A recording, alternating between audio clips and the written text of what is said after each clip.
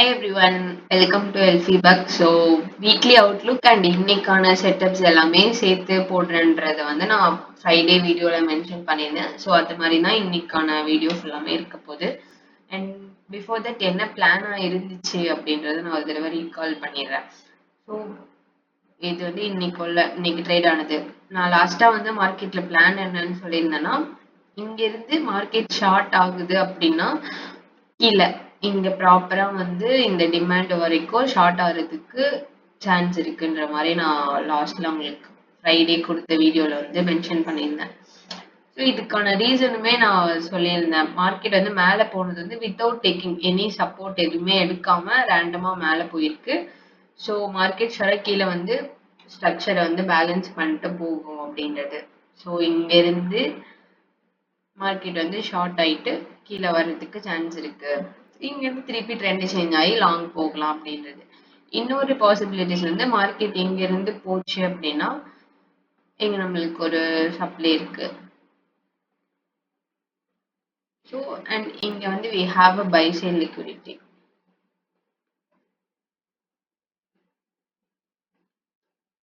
இந்த by side லிக்விடிட்டியை market எடுக்கலாம். எடுத்துட்டு அகெயின் மார்க்கெட் வந்து கீழே வந்தும் போகலாம், ஆர்எல்ஸ் வந்து இங்க இருந்தே மேல போகலாம். அது மார்க்கெட் அந்த சிச்சுவேஷன்ல என்ன நடக்குதுன்றத பொறுத்து நம்ம வந்து டிசைட் பண்ணிக்கலாம். இதுதான் நம்மளோட பிளானா இருந்துச்சு.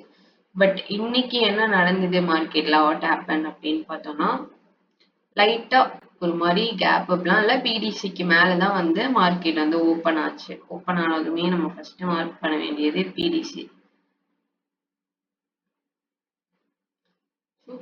பிடிசி அதுக்கேத்த மாதிரி மேல வந்துட்டு என்னோட பிளான் என்னவா இருந்துச்சுன்னா, பிடிசி பிரேக் ஆகல அப்படின்னா okay let's look for long அப்படின்ற மாதிரி தான் இருந்துச்சு.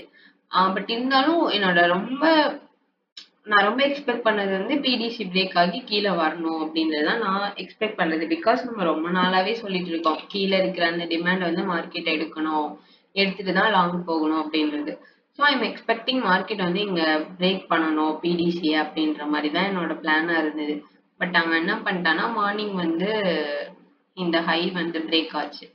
ஸோ இந்த ஹை பிரேக் ஆனது ஓகே லெட்ஸ் சி. நான் இன்னைக்கு வந்து பிடிசி பிரேக் ஆச்சுன்னா ஷார்ட் போறேன், இல்லைன்னா வந்து நான் லாங்க்கு ஏதாவது செக் பண்றேன். அண்ட் என்னோட செக்லிஸ்ட் எல்லாமே வந்து டிக் ஆயிருக்கணும் அப்படின்றது என்னோட பிளானா இருந்தது. ஸோ மார்னிங் வந்ததும் இங்க எனக்கு 5 மினிட்ஸ்ல ஒரு இம்பேலன்ஸ்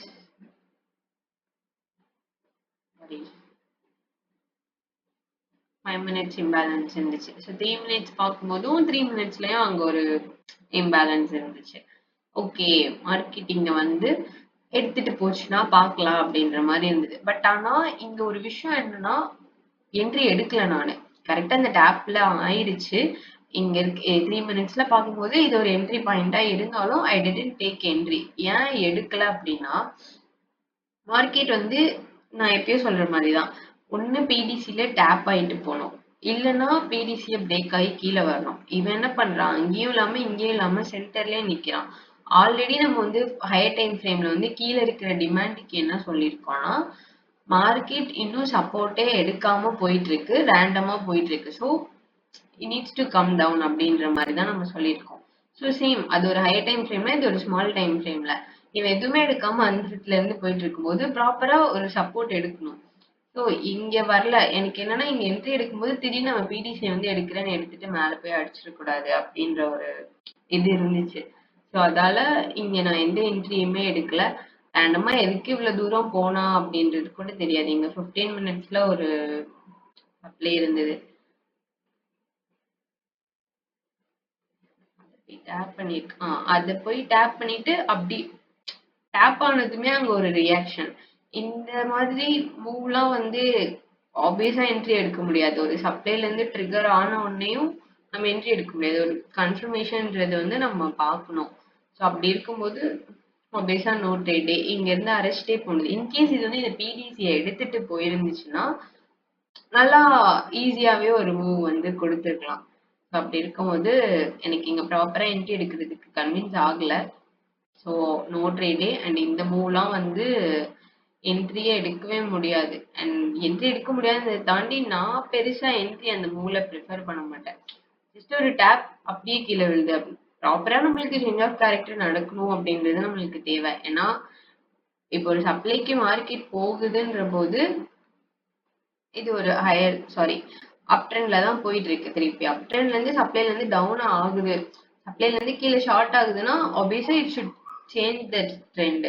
ஸோ ஷார்ட்டுக்கு சேஞ்ச் ஆகணும், அதுக்காக வெயிட் பண்ணி தான் நம்ம என்ட்ரி எடுக்கணும். ஸோ இங்க அப்படியே ஃபுல் ரியாக்ஷன். ஸோ இன்னைக்குமே ஆப்வியஸா நோ ட்ரேட் தான்.